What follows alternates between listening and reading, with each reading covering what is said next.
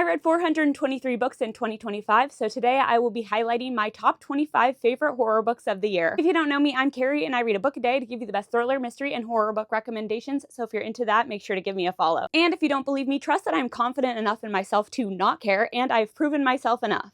Before we get started, I would like to note that some of these books come out this year, but I read them last year, so I will be counting them. I also did a reread of Nestlings by Nat Cassidy and rated it 5 stars again, but I won't be counting that in this year's wrap-up. These are in no particular order. Bird Box by Josh Malerman is an apocalyptic horror that follows something terrifying that causes people to act violently when they see it, so the world has resorted to wearing blindfolds to get through life.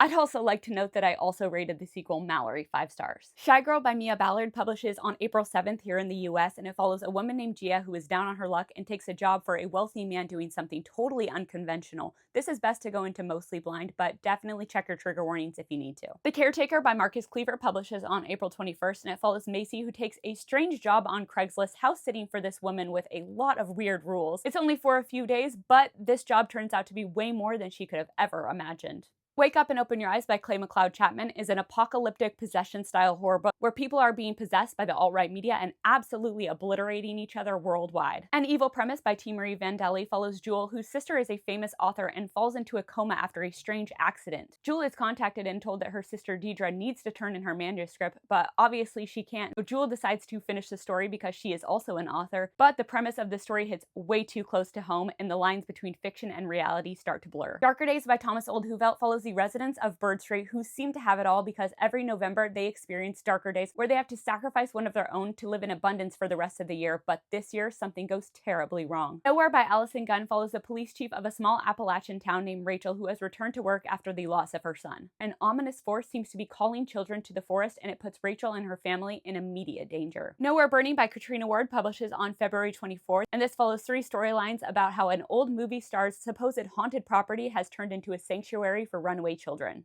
Headlights by C.J. Leede publishes on June 9th, and it follows an FBI agent named Dan who is on his way out from the job when he is summoned to Denver, a place that he fled from 4 years ago, with a message that it's happening again. People are waking up on the side of the road, wearing the skin of victims they've supposedly never met, and they all have something else in common. They have a single strand of hair tied around their tongues. Island Witch by Amanda Jayatissa is set in Sri Lanka, and it follows Amara, who is the daughter of a demon priest. The community is pretty against her family and suspicious of them, so when men in the area begin getting attacked, Amara knows that she needs to figure out who's doing this in order to clear her family's name. The Unseen by Ania Ahlborn follows Isla, who just absolutely loves being a mother. She already has 5 kids, but she's always wanted more, so when a strange child stumbles into her farm that seems to be orphaned, she decides to take this child in, and things go horribly wrong. Mean Spirited by Nick Roberts is available on Kindle Unlimited, and it follows a teacher whose previous student passes away under suspicious circumstances. One day he ends up adopting her dog, and tragedy and chaos seem to follow this dog everywhere, and things turn sinister. Widow's Point by Richard Chizmar and W.H. Chizmar follows the various stories of the haunted lighthouse Widow's Point, told through found footage and mixed media. Hazelthorn by C.G. Drews follows a young boy named Evander who lives under the care of a reclusive billionaire named Byron. Byron has 3 rules that Evander must follow. He cannot leave the property, he cannot go into the garden, and he cannot be alone with Byron's grandson who tried to unalive him. But when Byron unexpectedly passes away and Evander inherits the entire property, all of the rules go out the window. Forgotten Sisters by Cynthia Pelayo is available on Kindle Unlimited, and it follows sisters Jenny and Anna who live in a historic house on the side of the Chicago River, where more and more bodies are being discovered.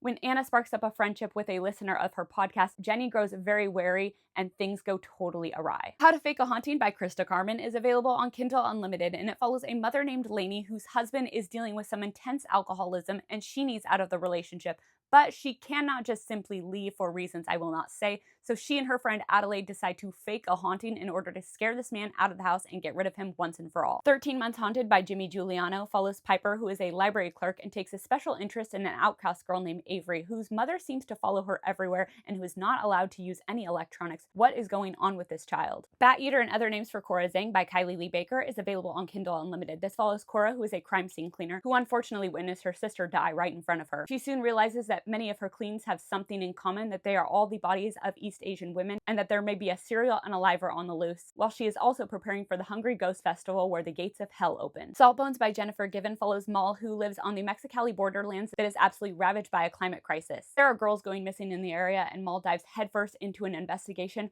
while being stalked by a horse-headed woman. Ruins by Scott Smith follows a group of friends who are on vacation in Mexico when one of their brothers goes missing, and they decide to go deep into the forest where they stumble upon some ancient ruins that are haunted by an evil presence. Red Rabbit by Alex Grecian is available on Kindle Unlimited, and it follows a witch hunter named Old Tom and his mute ward Rabbit who are on the hunt for a woman named Sadie accused of witchcraft. As their posse grows, so does the danger. Mongrels by Stephen Graham Jones follows a young boy who is raised by his aunt and uncle who are mongrels. They're neither this nor that, and they have always lived on the edge of life, and this boy has always hoped that one day he will become like them. Will he? The Hollow Places by T. Kingfisher follows Cora, who is working at her uncle's Museum of Oddities when she discovers a hole in the wall that leads her and her new friend Simon into a seemingly other dimension. The Mean Ones by Tatiana Schlote-Bonne follows Sadie, who has a traumatic backstory. She has changed her name. She used to be known as Sabrina, and 17 years ago, her two best friends were unalived while she hid under a bed at summer camp. She now has PTSD and hears talking dead animals. She has a deep fear of the woods, and she has now been invited to a cabin in the woods, and it stirs up a lot of old memories. The House That Held Her by Ellis Hart is available on Kindle Unlimited, and it follows Margot, who moves with her husband into a historical home in the small community of Mount Dora, Florida.